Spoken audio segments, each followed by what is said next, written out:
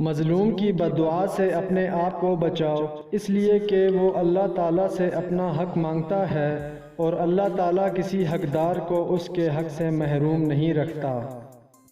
ان بددعاؤں سے ڈرو جو بول کر نہیں دی جاتی۔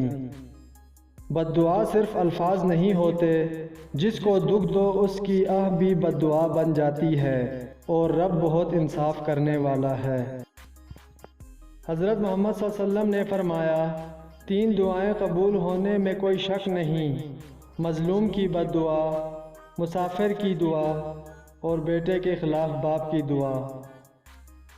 رسول اللہ نے فرمایا، رحم کرنے والوں پر رحمان رحم کرتا ہے، تم زمین والو رحم کرو، آسمان والا تم پر رحم کرے گا۔ مظلوم کی بددعا سے ڈرو، اس لیے کہ اس کی بددعا اور اللہ تعالیٰ کے درمیان کوئی رکاوٹ نہیں ہے۔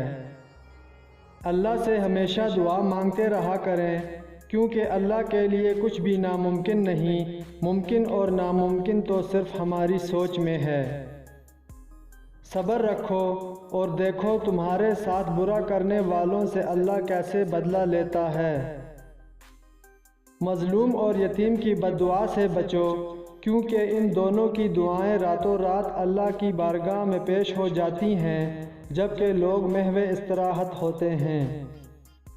رب کہتا ہے، کسی کو تکلیف دے کر مجھ سے اپنی خوشی کی دعا مت کرنا، لیکن اگر کسی کو ایک پل کی خوشی دیتے ہو تو اپنی تکالیف کی فکر مت کرنا۔ جس نے اپنے اوپر ظلم کرنے والے کے خلاف بددعا کی، اس نے اپنا بدلہ لے لیا۔